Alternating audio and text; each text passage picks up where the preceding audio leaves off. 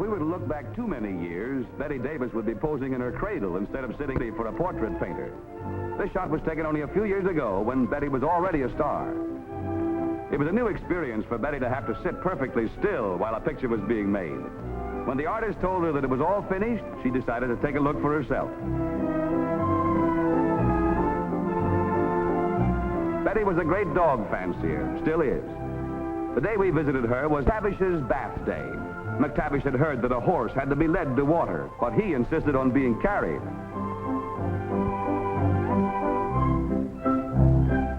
Like a true Scotsman, McTavish had little use for water, except as a chaser. There's McTavish's pal. Betty's not going to duck him if he can help it. Instead, he'll duck. At the races, we ran into Jimmy Durante, and Jimmy had just bet $10 on some nag's nose. You can see for yourself that Jimmy lost his shirt. Schnoz swore that from that day on, he'd never bank on anyone's nose but his own. At the circus, we bumped into Jimmy again. He was asking an old pal if shooting that guy out of a cannon was on the level. His pal told him that nothing was on the level. You can see for yourself.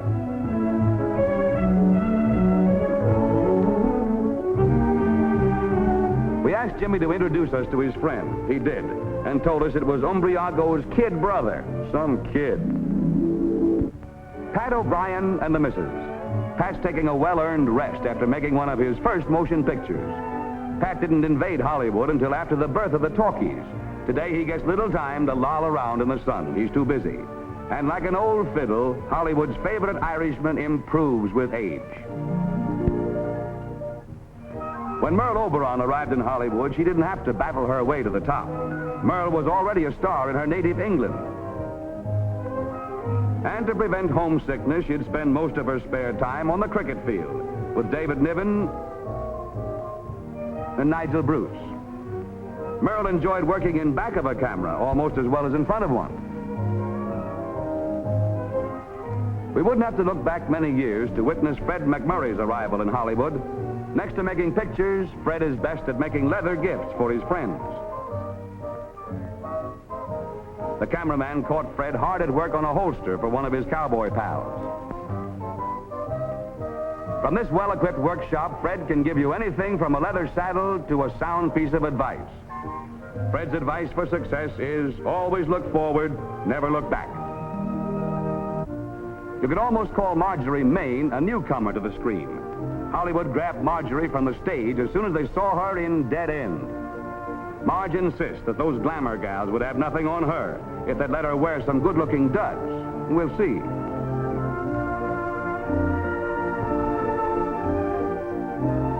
Well, all I can say is that Betty Grable and Lana Turner had better watch their laurels. My, what a slick chick. But hurry back into your old gingham dress, Marge. We like you that way. George Murphy is one of the most talented young actors in Hollywood. To quote in the vernacular of the profession, George was practically born in a trunk. He started his career dancing in the chorus. Hollywood's mighty proud of Wayne Morris. He was one of the Navy's outstanding flyers and has several enemy planes to his credit. Dick Powell is another who came up the hard way. Dick started in show business as a singer and master of ceremonies. One of the first ladies of Hollywood, Irene Dunne. These shots taken just a few years back shows Irene going to the dogs. To a dog show. Before coming to Hollywood, Irene had visions of becoming an operatic star. It's lucky for theater box offices she changed her mind.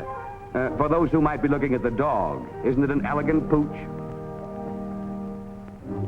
A few years back, we took our cameraman down to the Los Angeles station.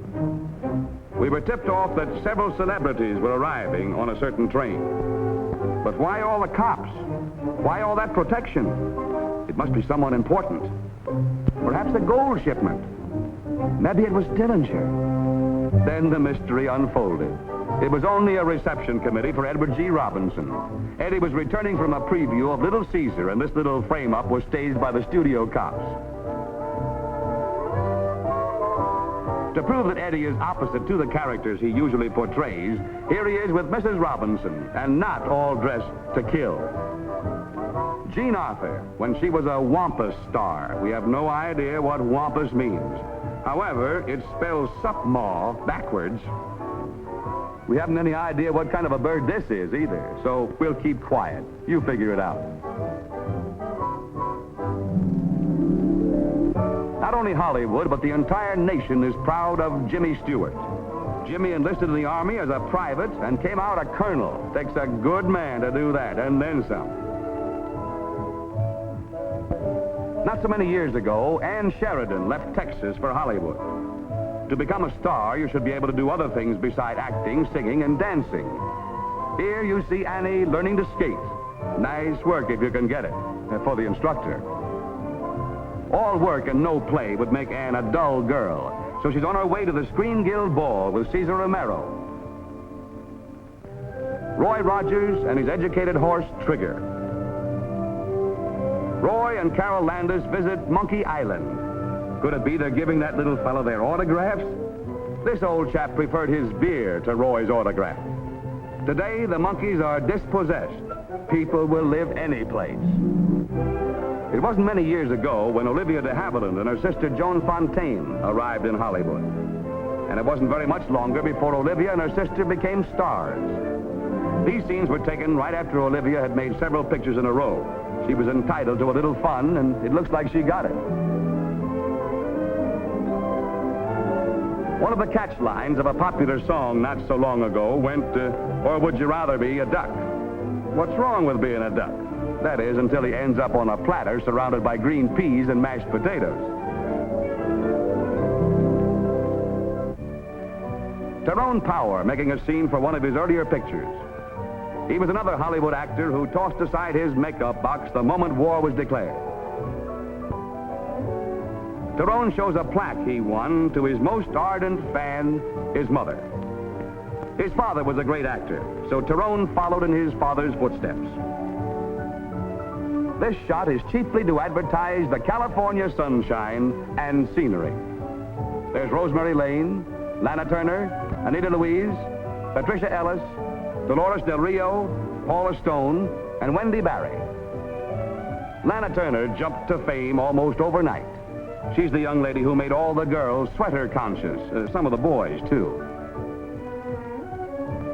If we went back too far, Lana would be in school instead of dancing in a nightclub. Here's Cary Grant and Randolph Scott watching a ball game, or maybe it's the races. Anyhow, they're watching something. We know what Cary's watching here. It's his step as he escorts her to the Screen Guild Ball. That delightful comedian Rosalind Russell and John Bowles step off the set to get a breath of fresh air. For the past few years, John has forsaken the screen for the... Now comes a delightful little drama entitled, Which Comes First, the Chicken or the Egg? The chicken is Rosalind Russell, and the egg is, well, Cary Grant's in there, too. This kind of driving is a common sight in California, so let's sit back and see what happens.